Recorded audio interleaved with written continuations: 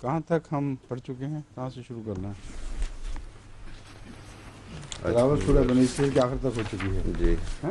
جی اور ترجمہ 102 لکھا ہوا ہے اس پہ آپ نے سب جی کچھ 102 تک ہوا ہے. اور القمر سے نشانات کا جو تذکرہ ہے بائبل اور قرآن کریم کا، وہ القمر سے شروع کرنا ہے. جی ٹھیک ہے؟ جی تو 102 آیت کون سی ہے جہاں سے ترجمہ ہوا تھا؟ نشانات کا ذکر ہے. لازنوں کا یا موسیٰ مسورہ تک ہے. جی 9 آیات بینات فصل بنی.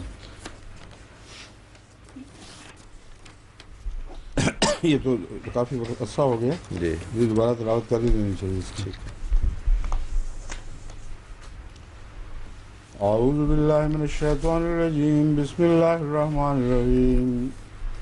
وَلَقَدْ آتَيْنَا مُوسَىٰ 9 آيَاتٍ بَيِّنَاتٍ فَاسْأَلْ بَنِي إِسْرَائِيلَ إِذْ جَاءَهُمْ فَقَالَ لَهُ فِرْعَوْنُ إِنِّي لَأَظُنُّكَ يَا مُوسَىٰ مَسْحُورًا.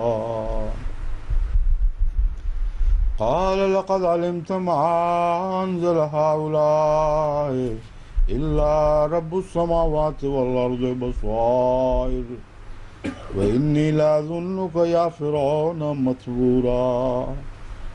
فَأَرَادَ أَن يَسْتَفِزَّهُم مِّنَ الْأَرْضِ فَأَغْرَقْنَاهُ وَمَن مَّعَهُ جَمِيعًا. وَقُلْنَا مِن بَعْدِهِ لِبَنِي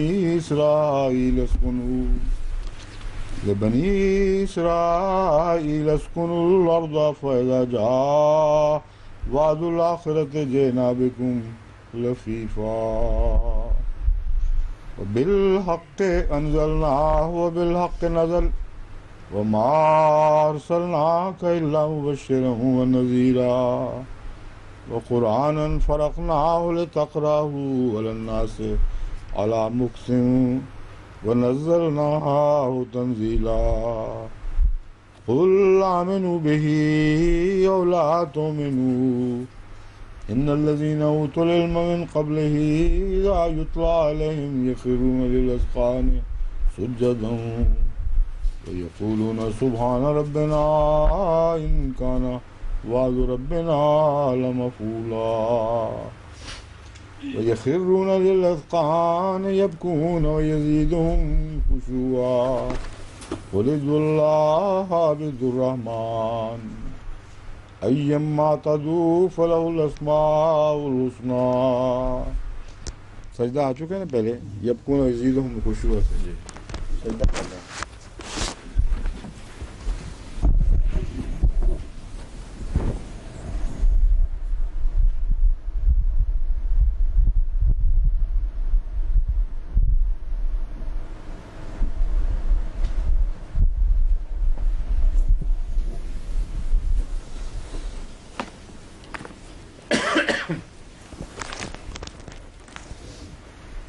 قل ادعوا الله وادعوا الرحمن أيما تدعوا فله الأسماء الحسنى ولا تجهر بصلاتك ولا تخافت بها وابتغ بين ذلك سبيلا.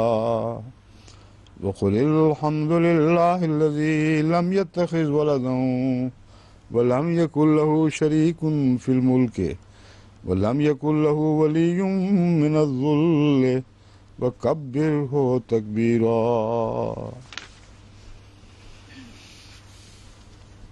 اور ہم نے موسیٰ کو 9 آیات عطا فرمائیں بینات جو روشن اور کھلی کھلی تھیں.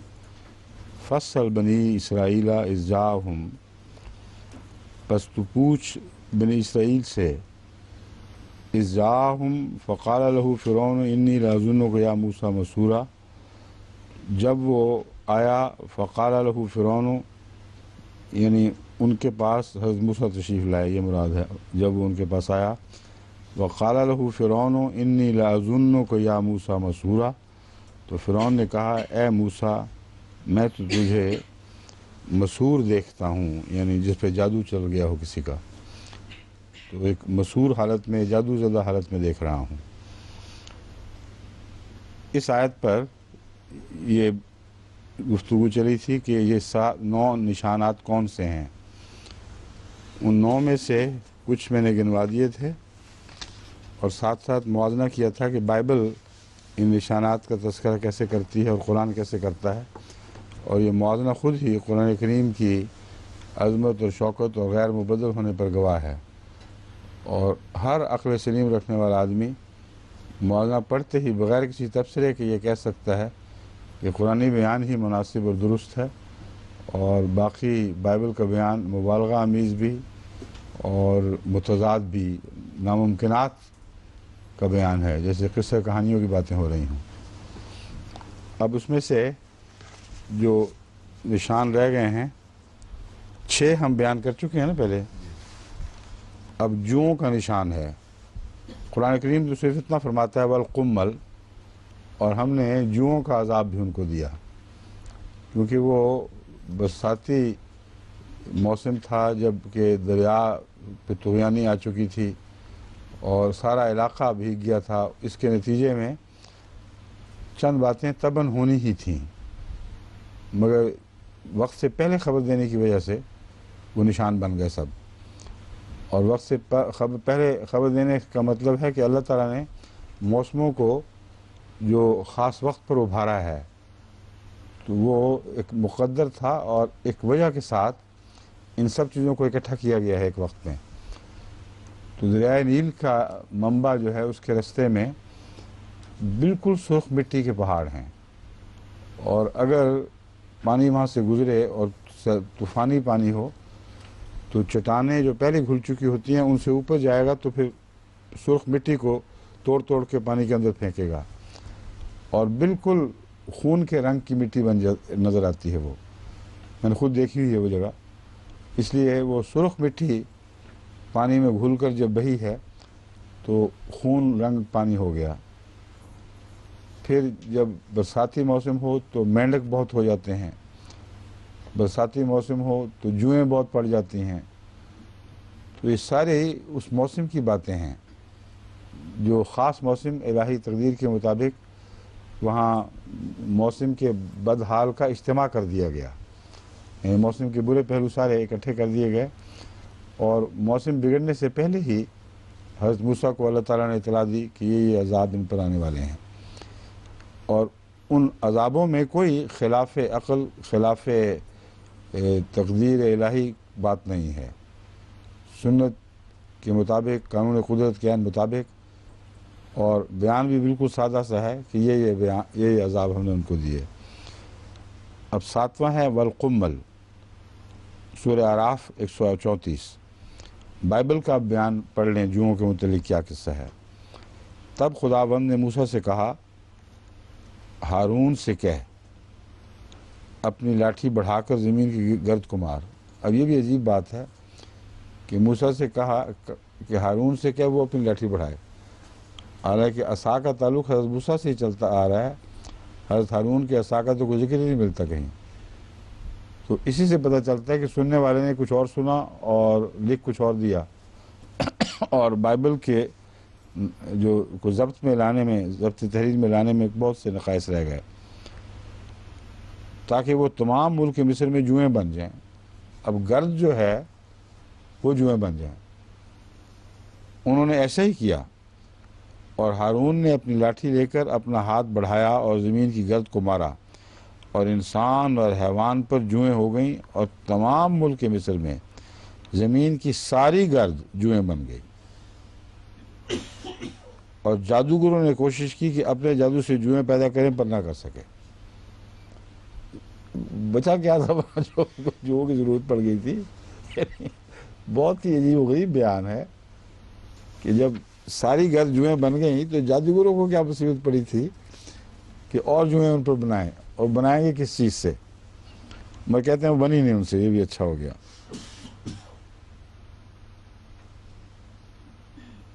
تب جادوگروں نے فرعون سے کہا کہ یہ خدا کا کام ہے، جوئیں بنانا اللہ کا کام ہے، باقی باتیں وہ بنا لیں گے. کہ جو ہے یہ بہت مشکل کام ہے، اور یہ اللہ پہ چھوڑ دو، اس لیے مان جاؤ یہ ہے یقیناً خدا تعالیٰ کا ہاتھ. لیکن کہتے ہیں فرعون کا دل سخت ہو گیا، اور جیسا خداوند نے کہہ دیا تھا اس نے ان کی نہ سنی۔ تب خداوند نے موسیٰ سے کہا کہ صبح سویرے اٹھ کر فرعون کے آگے جا کھڑا ہونا، وہ دریا پر آئے گا، سو تو اس سے کہنا خداوند یوں فرماتا ہے کہ میرے لوگوں کو جانے دے کہ وہ میری عبادت کریں، ورنہ اگر تو ان کو جانے نہ دے گا تو دیکھ میں تجھ پر اور تیرے نوکروں اور تیری رعیت پر اور تیرے گھروں میں مچھروں کے غول بھیجوں گا۔ یہ مچھر والا جو ہے قرآن کریم میں، وہ جو سورہ انفال میں ہے، کون سی کیا ذکر ہے مچھروں والا؟ مچھر تو میں نے نہیں پڑھے وہاں۔ جراد قنبلہ کے بعد جراد کا لفظ آتا ہے، جراد ٹڈیاں سورہ آراف میں ہے وہ، ہاں ہے مچھر، نہیں مچھر کا ذکر ٹڈیوں کا ہے۔ تو یہ مچھر بھی کمبل کے اندر ہی ہمیں داخل کر لیے ہیں ان کے بیان میں۔ قرآن کریم نے جو 7واں نشان پیش کیا وہ صرف کمبل کے لفظ کے نیچے ہے، اس میں مچھروں کا کوئی ذکر نہیں۔ تو تیرے گھروں میں مچھروں کے غول بھیجوں گا، اور مصریوں کے گھر اور تمام زمین جہاں جہاں وہ ہیں مچھروں کے غولوں سے بھر جائے گی، اور میں اس دن جشن کے علاقے کو جس میں میرے لوگ رہتے ہیں جدا کروں گا۔ جشن کے علاقے سے بنی اسرائیل کی آبادی ہے، اور اس میں مچھروں کے غول نہ ہوں گے، تاکہ تو جان لے کہ دنیا میں خداوند میں ہی ہوں، اور میں اپنے لوگوں کو اور اپنے لوگوں اور تیرے لوگوں میں فرق کروں گا، اور کل تک یہ نشان ظہور میں آئے گا۔ چنانچہ خداوند نے ایسا ہی کیا، اور فرعون کے گھر اور اس کے نوکروں کے گھروں اور سارے ملک کے مصر میں مچھروں کے غول بھر گئے، اور ان مچھروں کے غول کے سبب سے ملک کا ناس ہو گیا۔ خروج باب 8 آیت 16 تا 25۔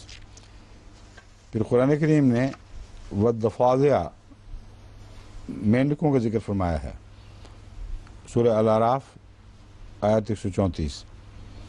بائبل میں لکھا ہے، پھر خداوند نے موسیٰ سے کہا کہ فرعون کے پاس جا اور اس سے کہہ کہ خداوند یوں فرماتا ہے کہ میرے لوگوں کو جانے دے تاکہ وہ میری عبادت کریں، اور اگر تو ان کو جانے نہ دے گا تو دیکھ میں تیرے ملک کو مینڈکوں سے ماروں گا، اور دریا بے شمار مینڈکوں سے بھر جائے گا، اور وہ آ کر تیرے گھر میں اور تیری آرام گاہ میں اور تیرے پلنگ پر اور تیرے ملازموں کے گھروں میں اور تیری رعیت پر اور تیرے تنوروں اور آٹا گوندنے کے لگنوں میں گھستے پھریں گے، اور تجھ پر اور تیری رعیت اور تیرے نوکروں پر چڑھ جائیں گے۔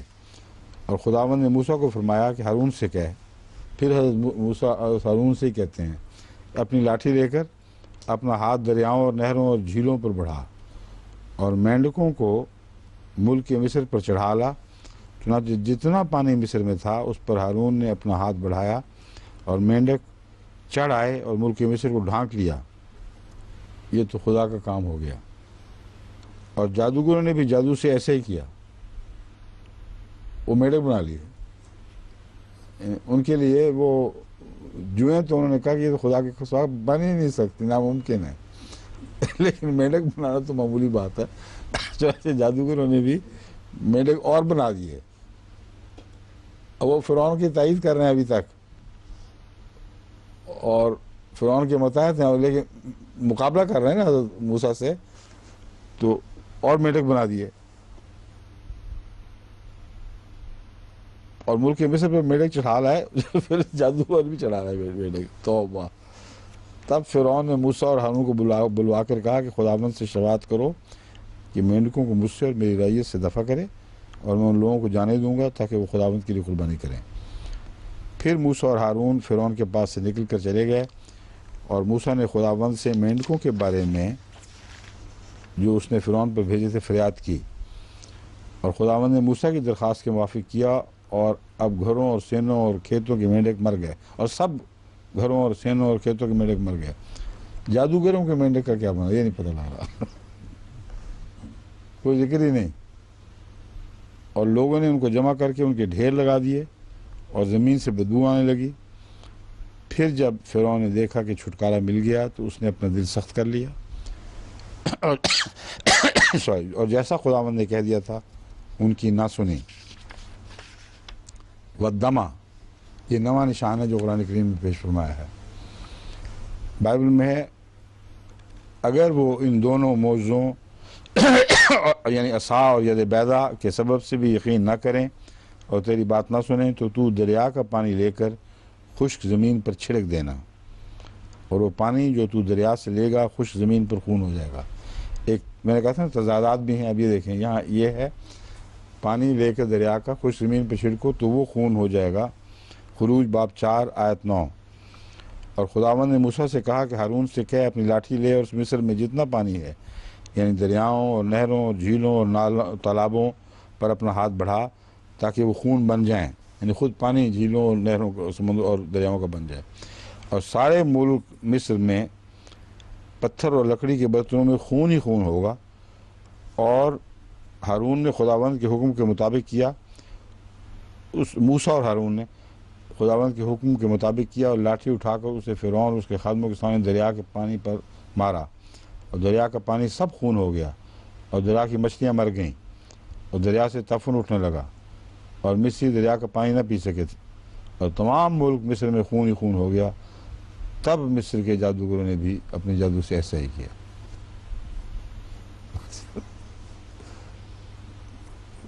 وہ کیا رہ گیا تھا جس کو خون انہوں نے بنایا ہے، حیرت انگیز ہے۔ تب مصر کے جادوگروں نے بھی اپنے جادو سے ایسا ہی کیا کہ جو خون بنا تو پھر دوبارہ خون بنا دیا اس کو، اور سب مصریوں نے دریا کے آس پاس پینے کے پانی کے لیے کنویں کھود ڈالے کیونکہ وہ دریا کا پانی نہیں پی سکتے تھے۔ کنویں کھودتے کھودتے پیاسے مر گئے ہوں گے۔ کنواں کھودنا ایک آسان کام تو نہیں کہ ایک منٹ میں کنویں کھودو، اور کنواں کھودتے کھودتے بڑی پیاس لگتی ہے۔ لیکن بہرحال یہ میں آپ کو بتا رہا ہوں کہ قرآن کریم اور بائبل کے بیان کا یہ موازنہ کر لیں، کسی تبصرے کی ضرورت نہیں۔ حیرت ہے ان لوگوں پر، ان کے مستشرقین پر، اتنے جاہل ہیں، یہ بائبل پڑھ کے ایمان لاتے ہیں اور قرآن کریم کی باتوں پہ اعتراض کرتے ہیں۔ اور خداوند نے موسیٰ ہارون سے کہا کہ تم دونوں بھٹی کی راکھ، اب ایک اور ان کے موضوع آگے بڑھ گئے ہیں نا زیادہ، بھٹی کی راکھ اپنی مٹھیوں میں لے لو اور موسیٰ اور اسے فرعون کے سامنے آسمان کی طرف اڑا دے، اور وہ سارے ملک مصر میں باریک گرد ہو کر مصر کے آدمیوں اور جانوروں کے جسم پر پھوڑے اور پھپھولے بن جائے گی۔ اور راکھ مٹی تو جوئیں بن گئی تھیں ساری، تو اب انہوں نے کیا کیا ہے، بھٹی کی راکھ لی ہے، کیونکہ گرد تو ساری جوئیں بن چکی تھی، مطلب گرد رہی کوئی نہیں تھی، تو وہ اڑا دے۔ ملک مصر میں باریک گرد ہو کر مصر کے آدمیوں اور جانوروں کے جسم پر پھوڑے اور پھپھولے بن جائے گی۔ سو بھٹی کی راکھ لے کر فرعون کے آگے جا کھڑے ہوئے، اور موسیٰ نے اسے آسمان کی طرف اڑا دیا، اور وہ آدمیوں اور جانوروں کے جسم پر پھوڑے اور پھپھولے بن گئی، اور جادوگر پھوڑوں کے سبب سے موسیٰ کے آگے کھڑے نہ رہ سکے۔ یہاں انہوں نے اور پھوڑے نہیں پیدا کیے، کیونکہ جادوگروں اور سب مصریوں کے پھوڑے نکلے ہوئے تھے، اور خداوند نے فرعون کے دل کو سخت کر دیا، اور اس نے جیسا خداوند نے موسیٰ سے کہہ دیا تھا ان کی نہ سنی۔ یہ اس لیے بہت اہم ہے اتنا حصہ باہر کا کہ وہ یہ کہہ سکتے ہیں کہ جادوگر ایمان لے آئے تھے، اس لیے وہ موسیٰ کی تائید میں یہ نشان دکھاتے تھے، لیکن پہلی بات کہ وہ نہیں بنا سکے، اور یہ بات یہ بتاتی ہے کہ بائبل کے نزدیک وہ ایمان نہیں لائے، 10 نشان دیکھنے کے باوجود فرعون کو یہ کہنے کے کہ جوئیں خدا کے سوا کوئی نہیں بنا سکتا، پھر بھی ایمان نہیں لائے، اور پھوڑے نکل آئے تبھی بھی، اگر وہ ایمان لائے ہوتے تو پھوڑے کیوں نکلتے ان کو؟ اس لیے جو حرکت کر رہے ہیں وہ اپنی طرف سے مقابلہ ہو رہا ہے کہ ہم بھی بنا سکتے ہیں، ہم بھی بنا سکتے ہیں۔ بس قرآن کریم فرماتا ہے ہم نے موسیٰ کو 9 کھلے کھلے نشانات عطا کیے، بس بنی اسرائیل سے پوچھ کہ جب وہ ان کے پاس آیا تو فرعون نے اسے کہا کہ اے موسیٰ میں تو تجھے محض ایک ایسا شخص سمجھتا ہوں جس پر جادو کر دیا گیا ہو۔ اب پوچھ والا جو حصہ ہے وہ قابل توجہ ہے۔ میرے نزدیک یہ 9 نشانات سے نہیں بلکہ اگلی آیت سے تعلق رکھتا ہے، کیونکہ جو 9 انہوں نے 10 نشان پیش کیے ہیں، قرآن نے 9 نشان پیش فرمائے ہیں، اور ان کے بیان نشانات کا تذکرہ بالکل مختلف ہے قرآن کریم کے نشانات سے۔ اس لیے اگر اس حصے کا تعلق بنی اسرائیل سے گواہی لینے سے ہے تو صرف عدد کی گواہی دے سکتے ہیں کہ ہاں یہ نشان ضرور آئے تھے. ایک مسنگ ہوگا مگر باقی وہ عدد کی گواہی دے سکتے تھے. یا پھر اس بات کی گواہی دے سکتے ہیں کہ جاءہم فقال لہ فرعون انی لاظنک یا موسیٰ مسحورا، اے موسیٰ میں تو تجھے خود جادو زدہ دیکھ رہا ہوں. اس کا مسحورا کہنا بتا رہا ہے کہ اس نے جو پہلے ساحر ہونے کا الزام لگایا تھا اسے باہر نکال دیا، کیونکہ ساحر اور مسحور دو بالکل مختلف چیزیں ہیں. ساحر وہ ہے جو جادو کرتا ہے، مسحور وہ ہے جس پر جادو ہو گیا ہے. پہلے سحرانے کہا گیا، دو بڑے جادوگر ہیں، مجسم جادو.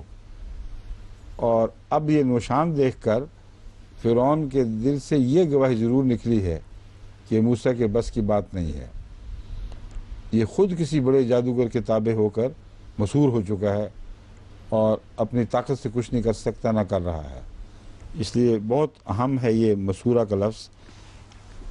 پھر اللہ تعالیٰ فرماتا ہے حضرت موسیٰ نے اس کو کیا جواب دیا، قال لقد علمت ما انزل هؤلاء الا رب السماوات. یہ جواب بتا رہا ہے کہ مسحورہ کے لفظ سے فرعون خود ساکت ہو گیا اور اپنا جھوٹ تسلیم کر لیا، اپنی شکست مان گیا. تو اس پر حضرت موسیٰ کا یہ کہنا لقد علمت ما انزل هؤلاء بالکل درست بے نہیں برمحل ہے. جو مجھے مسحور کہہ کے تو تم مان گئے ہو خود کہ یہ میری بس کی بات نہیں، بندے کے بس کی بات نہیں. جادوگر پہلے ہی ایمان لے آئے تھے قرآنی بیان کے مطابق، اور موسیٰ کا اس کا مسحور کہنا صاف بتا رہا ہے کہ وہ کہتا ہے کوئی اور طاقت ہے. اسی طاقت کو حضرت موسیٰ خدا رب السماوات کہہ رہے ہیں، رب السماوات والارض. بصائر یہ روشن نشانات ہیں. وَإِنِّي لَأَظُنُّكَ يَا فِرْعَوْنَ مَثْبُورًا، اور میں تو اے فرعون تجھے ہلاک شدہ دیکھ رہا ہوں. اب جب یقینی طور پر یہ علم ہو چکا ہو کہ ایک شخص اپنی طاقت سے یہ باتیں نہیں کر رہا بلکہ کوئی بالا طاقت ہے، پھر بھی اس کے انکار پر اصرار کرنا یہ قطعی ہلاکت کی نشانی ہے. تو حضرت موسیٰ نے فرعون سے ہاتھ کھینچ لیے کہ اب اس کے بعد کوئی نشانات دکھانے کا سوال نہیں رہا. ان سب کو رد کرنے کے بعد میں تجھے ہلاک شدہ دیکھ رہا ہوں. فَأَرَادَ أَن يَسْتَفِزَّهُم مِّنَ الْأَرْضِ، اب دوسرا مقابلہ شروع ہو گیا ہے. فرعون نے چاہا کہ انہیں زمین سے اکھیڑ پھینکے. یہ جو یستفزہ کا جو مادہ ہے ہم پہلے بیان کر چکا ہوں، جسے جڑوں سے اکھیڑ پھینکا جائے، ہلکا کر دیا جائے، وطن سے بے وطن کر دیا جائے. اس لیے یہ سارے معنی اس میں داخل ہیں. اپنے موقف سے بھی کوئی اکھڑ جائے تو اس کے لیے بھی لفظ استفزہ استعمال ہوگا کہ اس نے اس کو فلاں شخص کو اس کے موقف سے اکھیڑ دیا. تو من الارض کہہ رہا ہے یعنی زمین اپنے وطن سے بے وطن کر دے. فَأَغْرَقْنَاهُ وَمَن مَّعَهُ جَمِيعًا. اب یستفزہم من الارض کا یہ معنی پچھلے مضمون سے کچھ تضاد کا رنگ رکھتا ہے. اس کی وجہ یہ ہے کہ یہی تو جھگڑا چل رہا تھا کہ حضرت موسیٰ کہہ رہے تھے کہ مجھے اور میری قوم کو یہاں سے جانے دو. تو یستفزہم کا یہ معنی لینا کہ وطن سے بے وطن کر دے یہ درست نہیں ہے. اپنے وطن میں رہتے ہوئے بے وطن کر دینا مراد ہے، یعنی ان کے پاؤں اکھاڑ دے، ان کے حقوق تلف کر لے. اور وہ جو موسیٰ کے زمانہ آنے والا ہے، حضرت مسیح علیہ السلام کا اعلان ہے کہ تجھ پر موسیٰ کا زمانہ آنے والا ہے، جس پر حضرت مسیح علیہ السلام نے فرمایا ہے کہ یہ بعد میں پورا ہوگا. اور حضرت خلیفۃ المسیح ثانی نے لکھا کہ بعد کے کسی کے خلیفہ کے وقت میں یہ نشان پورا ہوگا. اب ہم دیکھ رہے ہیں ہمارا زمانہ بالکل وہی ہے کہ وطن میں رہتے ہوئے بے وطن کیا گیا، وطن سے جانے نہیں دیتے. تو فرعون نے وطن سے جانے نہیں دیا تھا. سارے پہرے بٹھائے ہوئے تھے، پاسپورٹوں پہ احمدی مور یا قادیانی مور لگا دی تاکہ ساری ایمبیسیز کو پتہ چل جائے کہ یہ احمدی اس کو جانے نہ دیں. اور اسی وجہ سے احمدیوں کے لیے مشکلات پیش آتی ہیں. تو وطن سے نہ جانے دینا اور وطن میں رہتے ہوئے بے وطن کر دینا، یہ خباثت سب سے پہلے فرعون کو سوجی تھی، اور قرآن اس کی گواہی دے رہا ہے کہ فرعون نے یہ ترکیب سوچی تھی۔ اور اس زمانے میں جس فرعون نے یہ ہم سے کیا وہ ظاہر و باہر ہے، اس کو بھی خدا تعالیٰ نے اس کے ساتھ وہی سلوک کیا جو پہلے فرعون سے کیا گیا تھا۔ فَأَرَادَ أَن يَسْتَفِزَّهُم مِنَ الْأَرْضِ فَأَغْرَقْنَاهُ وَمَن مَّعَهُ جَمِيعًا، اس کا بھی بیڑا غرق کر دیا، اور جو اس کے ساتھی تھے سب کا بیڑا غرق کر دیا۔ اب لوگ کہنے لگے ضیاء آپ بھی مارا گیا، ہمارا بھی بیڑا غرق کر گیا۔ کثرت سے غیر احمدی دانشور یہ سوال اٹھا رہے ہیں آواز کہ جتنی خرابیاں ہیں پاکستان کی، ساری ضیاء الحق کی ڈکٹیٹرشپ کا ورثہ ہیں۔ اور گن کے دیکھ لیں، یہ کلاشنکوف کلچر، یہ ودیانتیاں، ویمان اوپر سے نیچے تک رشوت خوریاں، نظام عدلیہ کا ستیہ ناش کر دینا، یہ تمام تر ضیاء کا ورثہ ہے۔ اور غرق کا معنی یہاں مانوی لحاظ سے یہ بنے گا کہ وہ آپ بھی غرق ہوا اور اپنی قوم کو بھی ساتھ غرق کر گیا۔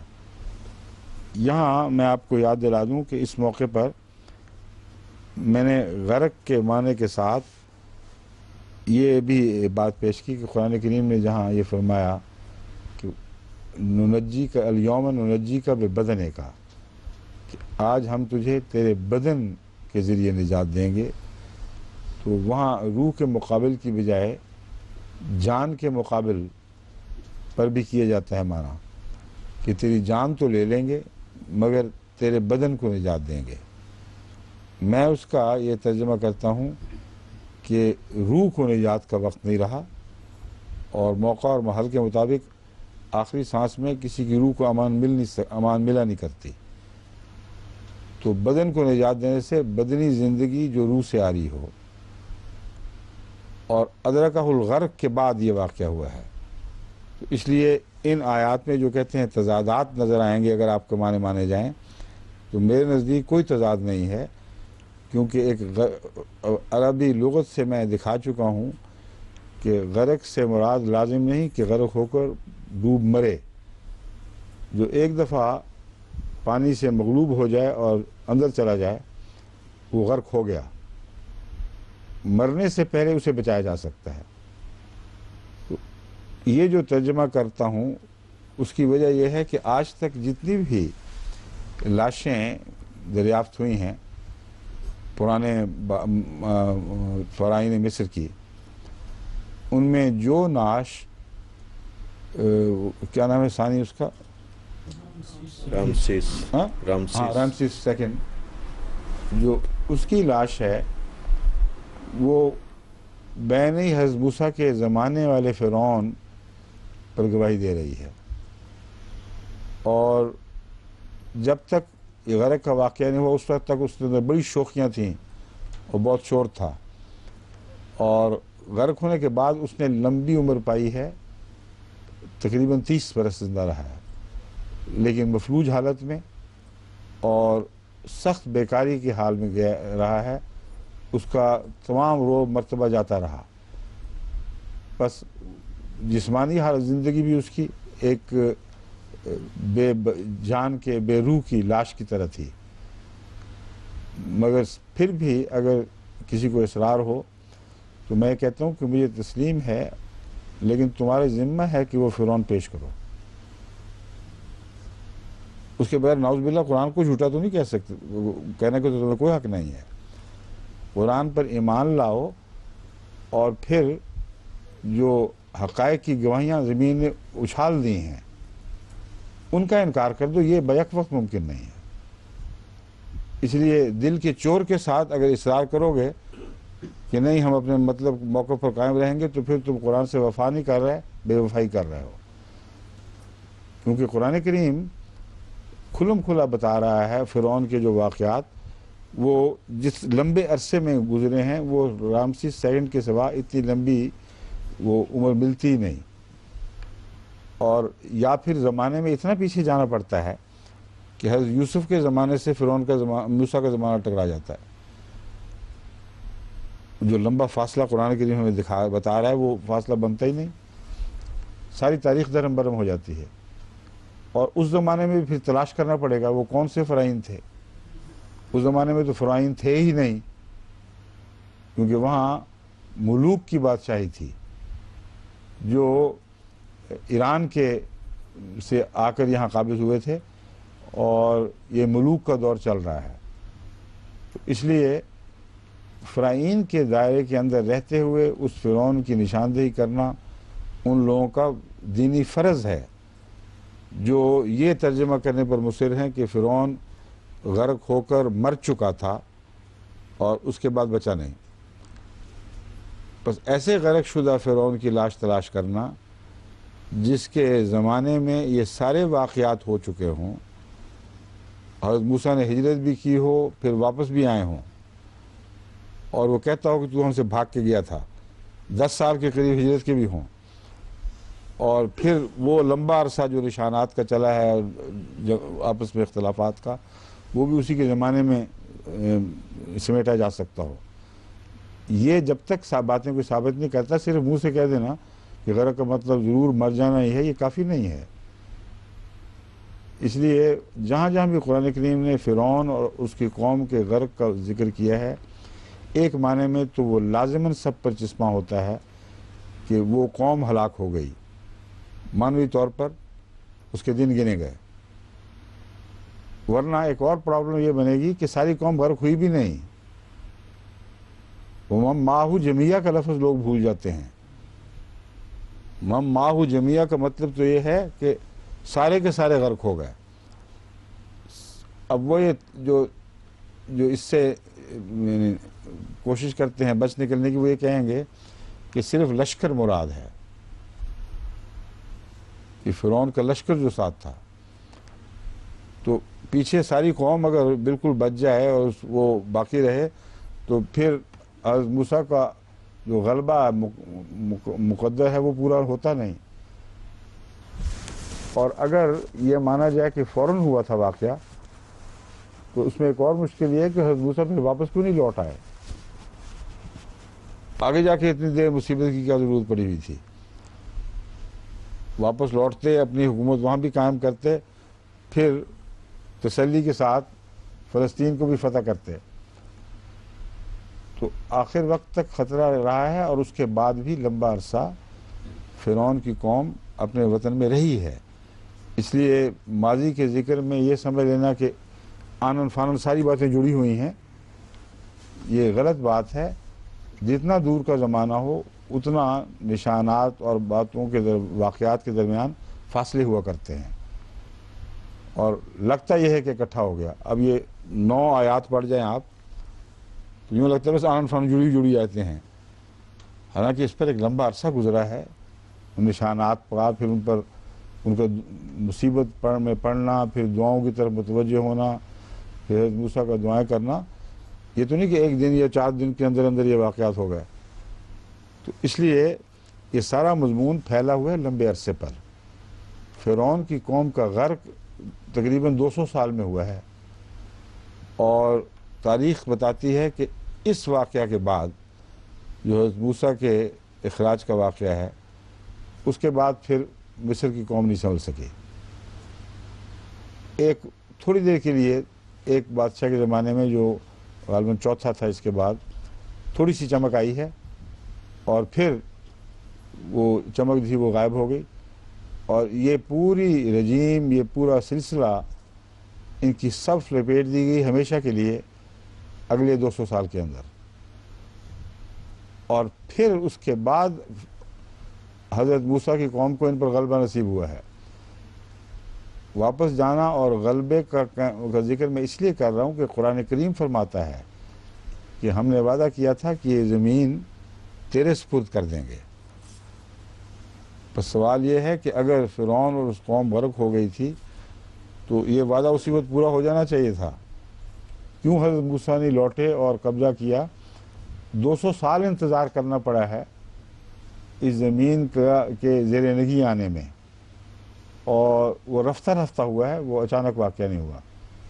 فرعون مصر کی صف لپیٹی گئی ہے، پھر دوسرا دور شروع ہوا ہے، پھر دوسرے غیر ملکی بادشاہ بھی آ گئے ہیں، اور پھر یونان کا قبضہ ہوا ہے اس پر ایک لمبے عرصے تک، اور یونانی قبضے کے دوران بعد میں پھر عیسائیت کو بھی غلبہ نصیب ہوا۔ یہ اتنا لمبا دور پھیلا ہوا ہے کہ 200 سال کے بعد بنی اسرائیل کو مصر پہ قبضہ نہیں ملا۔ مصر پر جو قبضہ ہے یہ تو حضرت عیسیٰ کے زمانے تک ممتد ہوا ہے، پھر جا کر اللہ تعالیٰ نے یہ قبضہ عطا فرمایا۔ تو خدا تعالیٰ کے وعدوں میں یہ قدغن لگا دینا کہ یہ 100 سال یا 200 سال میں لازم ختم ہو جائیں، پورے ہو جائیں، بلکہ یہ کہنا ہو کہیں کہ آپ 8-10 سال کے اندر یہ سارے واقعات رونما ہو جائیں، یہ ہے ہی غلط۔ عیسائیت کو دیکھیں 300 سال انتظار کرنا پڑا تھا، اسلام لیظہرہ علی الدین کا انتظار ابھی تک کر رہا ہے، علی الدین کلہ کا 1400 سال ہو گئے ہیں۔ تو الہی وعدوں میں جو یقینی حالت ہے وہ آخری نتیجے کی یقینی حالت ہے کہ ناممکن ہے کہ اس تقدیر کو بدل سکو، لازماً یہ ہو کے رہے گا، لیکن خدا کا وقت اپنا وقت ہے، اور اس کا جو نظام چلتا ہے وہ دھیما اپنے اپنے دستور کے مطابق قدم بڑھاتا رہتا ہے، یہاں تک کہ اس منزل کو پہنچ جاتا ہے جو مقدر ہے۔ اس فرعون مصر کے اور موسیٰ کے تعلقات میں یہ ساری باتیں آپ کو پیش نظر رکھنی چاہیے کہ قرآن کریم نے جہاں وعدہ کیا ہے کہ فرعون کا ملک تمہارے سپرد کر دیا جائے گا، وہ یہ مراد نہیں تھی کہ فوراً ہو جائے گا، تاریخ بتا رہی ہے کہ فوراً نہیں ہوا۔ اور غرق کا معنی بھی پھر اسی طرح لینا پڑے گا، یہ جہاں تک فرعون کے ساتھیوں کا تعلق ہے اس میں شک نہیں، وہ غرق ہو گئے۔ جہاں تک فرعون کی ذات کا تعلق ہے، ایک آیت استثناء بتا رہی ہے، اور استثناء کا طریق بتا رہی ہے جو کسی اور اس کے لشکر کے متعلق خدا تعالیٰ نے نہیں بیان فرمایا، اس لیے لازماً ایک فرق پڑا ہے غرق کے طریق میں، اور باقی سارے ہلاک ہو گئے اور ختم ہوئے، لیکن جو پیچھے رہ گئے تھے وہ اپنے ملک پہ بدستور قائم رہے ہیں، بدستور ان کا غلبہ اس ملک پہ قائم رہا ہے، یہاں تک کہ بعد کی کئی رجیمز کے بعد پھر بالآخر ان کی آخری تباہی جو ہے اس نے وہ اس پر عمل خدا تعالیٰ نے اس کو انجام تک پہنچایا۔ فَأَرَادَ أَن يَسْتَفِزَّهُم مِنَ الْأَرْضِ، اس آیت پہ ہم چل رہے تھے، پر اس نے ان کو ملک سے نکالنے کا ارادہ نہیں کیا، اس نے اکھیڑنے کا ارادہ کیا ہے، ان کے قدم نہ وہاں جمیں، اپنے ملک میں رہتے ہوئے ملک سے کوئی فائدہ نہ اٹھا سکیں، ان کے تمام حقوق طرف کر لیے جائیں۔ فَأَغْرَقْنَاهُ وَمَن مَّعَهُ جَمِيعًا، اور وَمَن مَّعَهُ جَمِيعًا میں یہاں تمام قوم نظر آ رہی ہے، لشکر کی بات ابھی نہیں چل رہی یہاں، اس لیے میں کہہ رہا تھا کہ ساری قوم غرق نہیں ہوئی تھی، مَعَهُ جَمِيعًا میں ساری قوم نظر آتی ہے، طرز بیان ہی ہے۔ فَأَغْرَقْنَاهُ وَمَن مَّعَهُ، جو بھی اس کے ساتھی تھے، جو اس کے ہمنوا تھے، اس کے ماتحت تھے، ان سب کو ہم نے غرق کر دیا۔ بس غرق کا معنی یہاں جو معنوی طور پر یعنی تمثیلی طور پر یا زبان کے محاورے میں عموماً استعمال ہوتا ہے کہ ان کا اس قوم کو ہم نے غرق کر دیا، ان کو اب کچھ نہیں رہنے دیا، اس کے بعد ان کی سطوت مٹ گئی، ان کی شان و شوکت جاتی رہی۔ وَقُلْنَا مِن بَعْدِهِ لِبَنِي إِسْرَائِيلَ اسْكُنُوا الْأَرْضَ، یہ دیکھ لیں ہم، فَإِذَا جَاءَ وَعْدُ الْآخِرَةِ جِئْنَا بِكُمْ لَفِيفًا، من بعدہ کے بعد بنی اسرائیل سے کہا کہ اسکنوا الارض، اب فرعون کے واقعہ کے بہت دیر بعد یہ واقعہ ہوا ہے کہ اسکنوا الارض، یا کہ فلسطین میں جا کے تم آباد ہو جاؤ، اور 40 سال تک حضرت موسیٰ جنگلوں میں بھٹکتے رہے ہیں، اور جانے سے پہلے آپ کی باہری وفات ہوئی ہے، آپ ارض مقدس میں خود بھی داخل نہیں ہو سکے۔ تو اس لیے یہ جو وقت کے آپس میں فاصلے ہیں واقعات کے، ان کو ہمیشہ پیش نظر رکھیں، ورنہ قرآن کا کچھ مطلب سمجھ جائیں گے آپ لوگ۔ من بعد ہی سے مراد ہے جب یہ واقعہ گزر گیا، آپ حضرت موسیٰ خیریت سے دوسرے کنارے پہنچ گئے، پھر بنی اسرائیل سے یہ حکم دیا اللہ تعالیٰ نے، اسکن الارض، اب الارض یعنی فلسطین پر تم قبضہ کرو اور یہاں رہائش اختیار کرو۔ فَإِذَا جَاءَ وَعْدُ الْآخِرَةِ جِئْنَا بِكُمْ لَفِيفًا، اور جب آخرت کا وعدہ آئے گا، جِئْنَا بِكُمْ لَفِيفًا، ہم تمہیں سب کو اکٹھا کر لائیں گے اس میں، جس کا مطلب ہے ایک دفعہ فلسطین پہ قبضہ کرنے کے بعد پھر ان کا وہاں سے نکلنا مقدر ہے، اور اس کے بعد پھر ان کو اکٹھا کیا جائے گا۔ یہاں میرے نزدیک یہ وہ وعدہ نہیں ہے جس کو پورا ہوتے ہم اب دیکھ رہے ہیں، وہ ایک تیسرا وعدہ ہے جو ان آیات کے جو تسلسل ہے آیات کا، ان سے پتہ چلتا ہے کہ آخرت کا ایک وعدہ ہے جو حضرت عیسیٰ علیہ السلام سے پہلے پورا ہو چکا ہے، 2 دفعہ ان کا اخراج ہوا ہے، اور ایک وعدہ وہ ہے جو بالآخر ہوگا، اس کا ذکر تیسرے کے طور پر خدا تعالیٰ الگ فرماتا ہے، لیکن وہ اس موقع وہ جو آیت آئے گی میں وہاں آپ کو اس پر آپ پر بات کھولوں گا۔ وَقُلْنَا مِن بَعْدِهِ لِبَنِي إِسْرَائِيلَ اسْكُنُوا الْأَرْضَ فَإِذَا جَاءَ وَعْدُ الْآخِرَةِ جِئْنَا بِكُمْ لَفِيفًا، جب آخرت کا وعدہ آئے گا تو ہم تمہیں دوبارہ اکٹھا کر لائیں گے۔ اس سے مراد پہلے نبوکدنضر کے ذریعے ان کا انتشار ہے، کیونکہ جب ایک دفعہ زمین پر قبضہ کیا تو جِئْنَا بِكُمْ لَفِيفًا کا کیا بات ہوئی، تو وہاں پہلے ہی تھے۔ صاف پتہ چلتا ہے کہ وہ قبضہ قائم نہیں رہے گا اور ان کا انتشار ہو جائے گا۔ یہ نبوکدنضر نے کیا تھا، اور اس کے بعد خورس بادشاہ نے ان کو دوبارہ وہاں اکٹھا کیا ہے، اور جِئْنَا بِكُمْ لَفِيفًا کا وعدہ وہ پورا ہو چکا ہے، یہ تاریخ سے ثابت ہے، اس لیے اس کو دوسری جگہ چسپاں کرنے کا کوئی حق نہیں بنتا۔ وَبِالْحَقِّ أَنزَلْنَاهُ، جی گھڑی کیا کہتی ہے، وقت ہے نا ابھی، ہے نا چند منٹ۔ وَبِالْحَقِّ أَنزَلْنَاهُ وَبِالْحَقِّ نَزَلَ، اور ہم نے حق کے ساتھ اسے یعنی قرآن کریم کو اتارا ہے، وَبِالْحَقِّ نَزَلَ، اور حق ہی کے ساتھ یہ اترا ہے۔ وَمَا أَرْسَلْنَاكَ إِلَّا مُبَشِّرًا وَنَذِيرًا، اور ہم نے تجھے مبشر اور نذیر کی حیثیت کے سوا اور کسی حیثیت سے نہیں بھیجا۔ اور کون سی حیثیت ہو سکتی ہے جس کی نفی ہو رہی ہے؟ وہ دروغہ کن بنا کر، وکیل اور ذمہ دار قرار دے کر نہیں بھیجا تجھے، زبردستی تبدیل کرنے کی خاطر تجھے نہیں بھجوایا۔ مبشرا و نذیرا، بلاغ کر، باقی کام خدا پر چھوڑ، تبشیر کے فرائض پورے کر دے، انذار کے فرائض پورا کر دے، باقی اللہ کا کام ہے، اس سے زیادہ تیرا کوئی دخل نہیں ہے۔ بس وما انزلناک الا مبشرا و نذیرا وقرآنا فرق، ہاں یہاں بالحق نزل کیوں ہے مومن صاحب؟ بالحق انزل نہ ہو تو ہو گیا، بالحق نزل یعنی اپنی مرضی سے قرآن حق سے ہٹ کر بھی ہو سکتا تھا نازل۔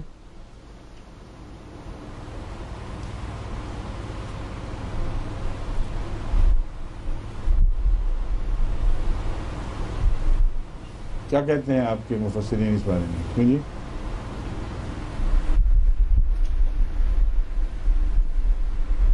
ہمارے تفسیر کے جو علماء ہیں ان میں کون کون ہے؟ حافظ مظفر صاحب بھی اس میں ہیں، سمیع صاحب ہیں، وہ حدیث کے ہیں، وہ حافظ مظفر صاحب وہ بھی حدیث کے ہیں، مگر ان کا قرآن کی تفسیر پر بھی کافی عبور میں نے دیکھا ہے، ان کو شوق ہے اور اپنے مطالعہ سے انہوں نے کافی اللہ تعالیٰ کے فضل سے جو نظری علم ہے یہ بڑھایا ہوا ہے۔ لیکن مجھے پتہ نہیں کہ انہوں نے نزل کا کیا معنی کیا ہے، بالحق نزل۔ میرے نزدیک تو اس کا یہ معنی بن سکتا ہے، یعنی اس پہ اور مزید غور بھی ہو سکتا ہے کہ قرآن کریم سے علاوہ جتنی بھی کتابیں اتاری گئی تھیں وہ قائم نہیں رہیں اور ان کی حفاظت کا ایسا انتظام نہیں کیا گیا جیسا کہ قرآن کریم کا کیا گیا تھا۔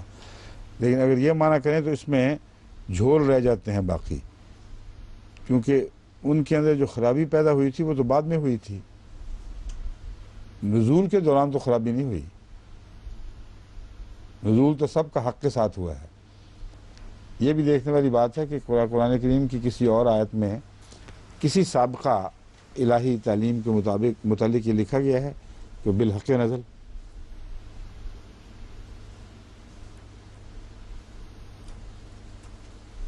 کیا الحق سے مراد کچھ اور ہے؟ الحق تو خدا تعالیٰ کا نام بھی ہے، اور جبرائیل علیہ السلام کا تعلق تو ہر نبی کی وحی سے ہے، اس لیے وہ بھی ایک الگ بات کے طور پر پیش نہیں کیا جا سکتا۔ سچائی کے ساتھ قائم رہے نہیں وہ اس کا یہاں سے اس کا معنی نہیں بن رہا ہے۔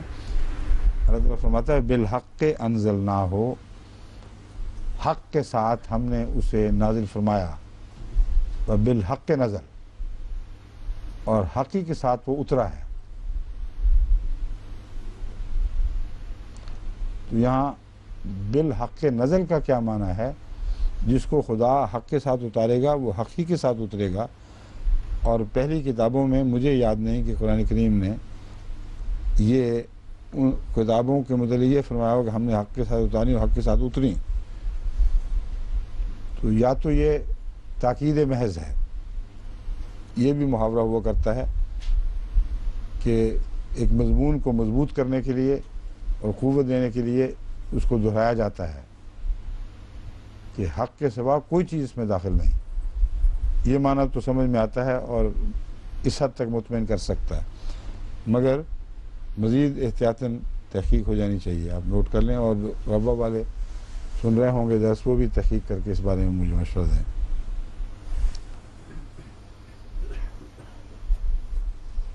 وَقُرْآنًا فَرَقْنَاهُ لِتَقْرَأَهُ عَلَى النَّاسِ عَلَى مُكْثٍ وَنَزَّلْنَاهُ تَنزِيلًا۔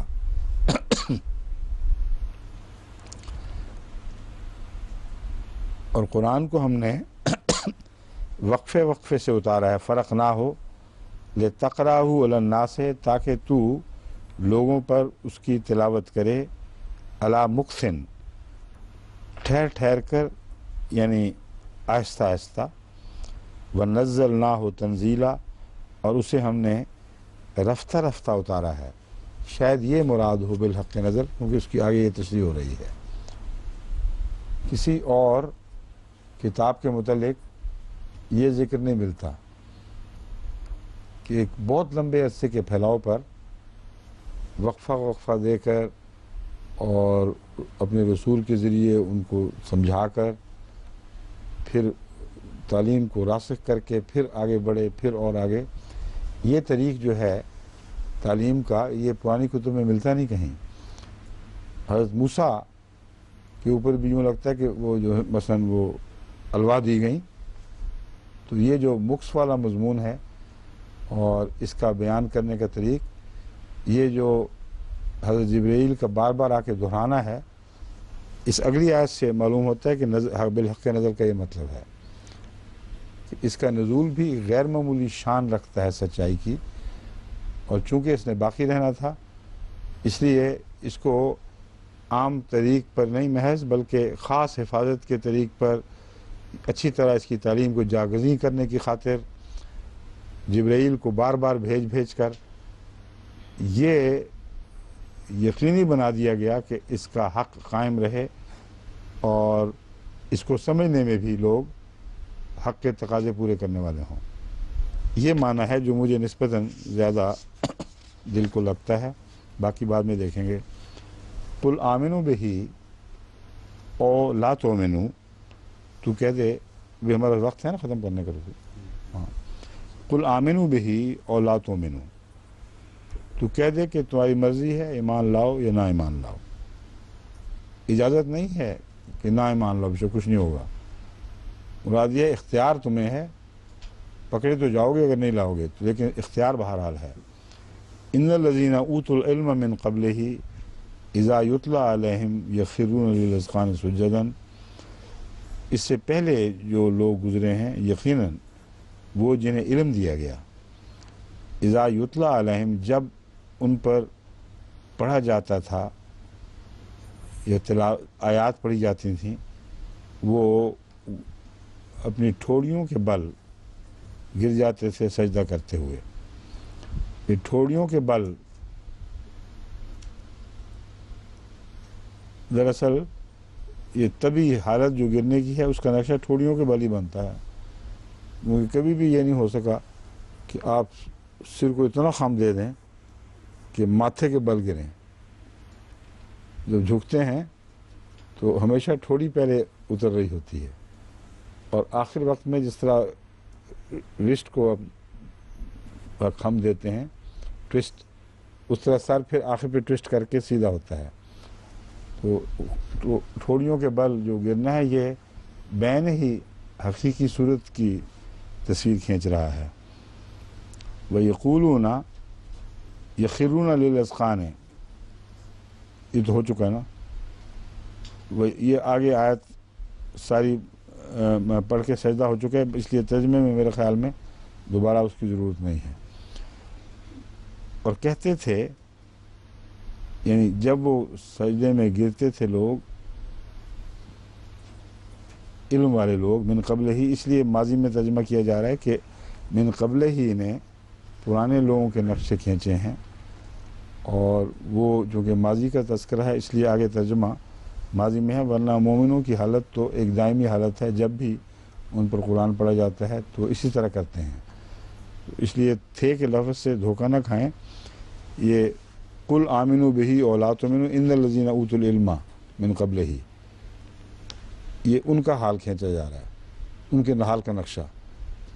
تو مخاطب چونکہ مومن اور کافر سب برابر ہیں، اس لیے ان سے کہا جا رہا ہے کہ تم چاہو ایمان لاؤ چاہو نہ ایمان لاؤ، مگر یہ آیات اس شان کی ہیں کہ ایسی آیات جب پیروں پر تلاوت کی جاتی تھیں تو ان کے ایمان نہ لانے کا سوال ہی کوئی نہیں تھا، وہ تو روتے ہوئے سجدہ ریز ہو جایا کرتے تھے۔ یہ اصل صورتحال ہے۔ تمہارے بڑے جو تمہارے صاحب علم لوگ تھے ان کا یہ طریق تھا۔ وَيَقُولُونَ سُبْحَانَ رَبِّنَا، وہ یہ کہا کرتے تھے کہ پاک ہے ہمارا رب، ان کانا وعد ربنا لمفعولا، یقیناً ہمارے رب کا وعدہ ضرور پورا ہو کر رہنے والا ہے۔ اور پھر وہ ٹھوڑیوں کے بل گرتے تھے، یبکون، روتے ہوئے، وَيَزِيدُهُمْ خُشُوعًا، اور انہیں انکساری میں یہ بڑھا دیتا تھا۔ یا دوسرا معنی یہ ہوگا کہ یہاں آ کر مومنوں کا ذکر جو حال کے ہیں ان کا ذکر چل پڑا ہو، کیونکہ وہی بات دہرائی جا رہی ہے جو ضرورت نہیں۔ اگر اس کی ضمیر ماضی میں کی جائے تو پہلے ہی ذکر ہو چکا ہے، اس لیے مومنوں کو صرف ٹھوڑیوں کے بل گرتا ہوا نہیں دکھایا جا رہا، بلکہ ان کے ساتھ گریہ و زاری بھی داخل کر دی ہے۔ بس یہاں اگر اس کا حال میں ترجمہ کر لیا جائے تو عین برمحل ہوگا، اور میں نے اپنے ترجمے میں پہلا ماضی میں رکھا ہوا ہے اور یہ حال میں اسی غرض سے رکھا ہوا ہے۔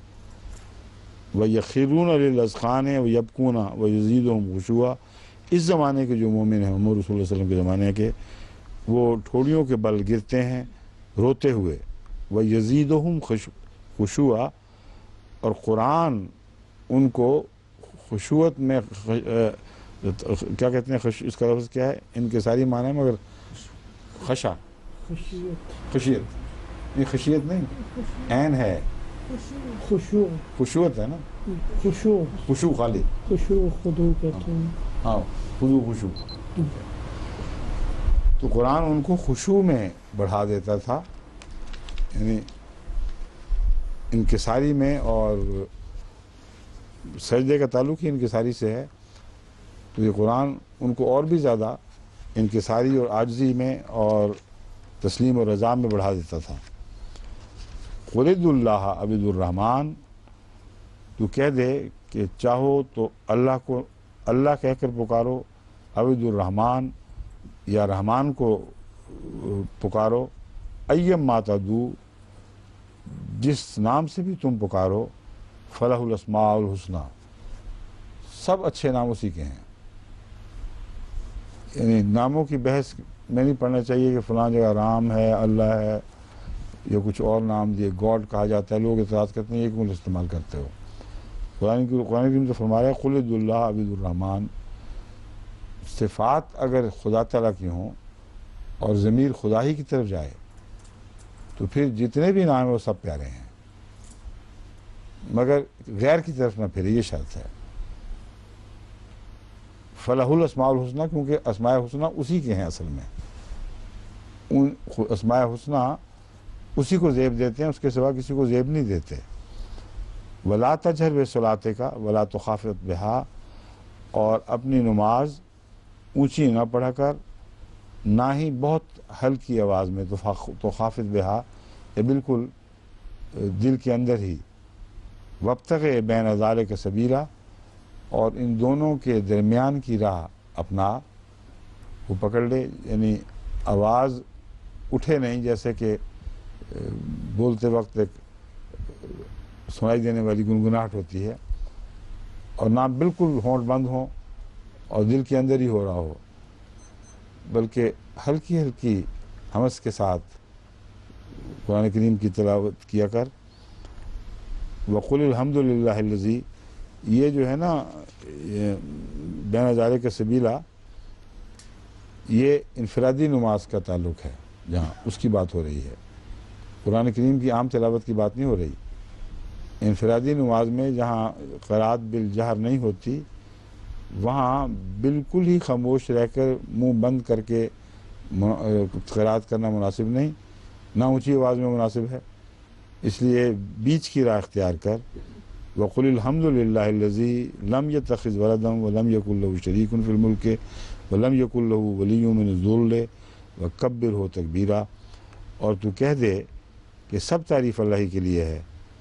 الذی لم یتخذ ولدا، یعنی وہ ذات جس نے کوئی بیٹا نہیں بنایا.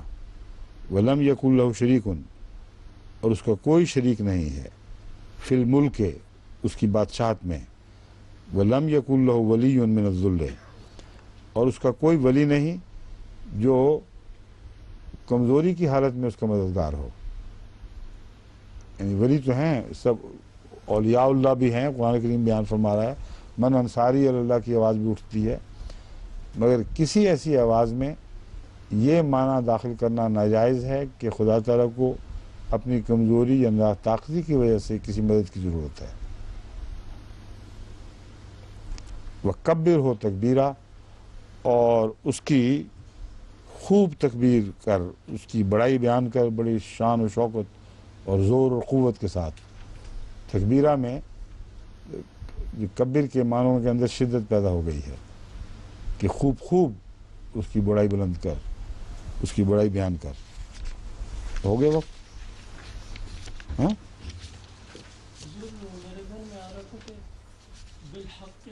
ہاں، حق سے مراد نبی کریم صلی اللہ علیہ وسلم کہ اس شخص پہ اترا. اسی لیے کہا تھا جبریل بھی نہیں، اور یہاں کوئی غیر اللہ کے سوا کوئی نہیں ہے. الحق لفظ جب بولا جاتا ہے تو اللہ کے سوا کوئی نہیں بولا جاتا، یا سچائی. الحق سے مراد وہ شخص بھی تو ہو سکتا ہے جو مجسم حق نہیں، سچ ہے. اس کی کوئی دلیل کہیں ہے، کوئی مثال کہ رسول اللہ صلی اللہ علیہ وسلم کو الحق کہا گیا ہو ہے کہیں؟ قرآن کے متعلق تو لگ سکتا ہے، مگر کسی حدیث میں، کسی قرآنی آیت میں مجھے کہیں یاد نہیں کہ رسول اللہ صلی اللہ علیہ وسلم کی طرف الحق کا مضمون رسول اللہ صلی اللہ علیہ وسلم کی ذات کی طرف پھیرا گیا ہو. ہمیشہ الحق خدا تعالیٰ ہے یا کامل سچائی. ٹھیک ہے، اگر ہے تو غور کر لیں، نکال لیں. مگر بل پھر صلہ بھی دیکھنا ہے کہ جائز ہے کہ نہیں. بالحق کے نظر کی بجائے الحق یا الحق چاہیے تھا. پھر وہ میرے ذہن میں آ رہا تھا کہ بے بمعنی واسطے کے، اس رسول کے ذریعے یہ تمہاری طرف وہی اترا. یہ دیکھیے بھی تحقیق طرف بات ہے نا. بے واسطے کے لیے تو استعمال ہوتا ہے. نہیں، یہاں اس موقع پر جب نزول کی بات ہو رہی ہو تو کیا بے کا صلہ آتا ہے کہ نہیں، یہ دیکھنا ہے. نزل بہی یہ حضرت جبریل کے متعلق آتا ہے غالباً، نزل بہی کیوں جی قل نزل بروح القدس نزل بے لے کر، ہاں نزل بہی کا لفظ نزل آتا ہے، به الروح الامین۔ مگر وہ لانے والے پھر رسول اللہ علیہ وسلم نہیں ہیں، نازل بہ الروح الامین، وہاں ضمیر بھی ساتھ ہی کی ٹھیک ہے، رسول اللہ علیہ وسلم ہی جا رہا ہے جی یا قرآن جا رہا ہے، قرآن کی طرف دونوں طرف جا سکتا ہے کہ رسول اللہ علیہ وسلم پر فرشتہ لے کر آیا ہے، جبریل لے کے اترا ہے، یا قرآن لے کر جبریل اترا ہے، جی تو دونوں صورتوں میں رسول اللہ علیہ وسلم لے کر نہیں اترنے والے بنتے، لانے والے کی طرف ضمیر پھر جائے گی، جو کہ رسول اللہ علیہ وسلم حالانکہ لے کے نہیں آئے، انزلہ اللہ نے اتارا ہے، لے کر کوئی اور آیا ہے، وہ جبرائیل ہے۔ اسی لیے میں نے کہا تھا وہاں کہ الحق میں اگر جبرائیل کی طرف اشارہ ہوتا تو ترجمہ بڑا واضح ہو جاتا، میرے نزدیک جبرائیل کو الحق نہیں کہا گیا، صرف اللہ کی ذات ہے جسے الحق کہا جاتا ہے۔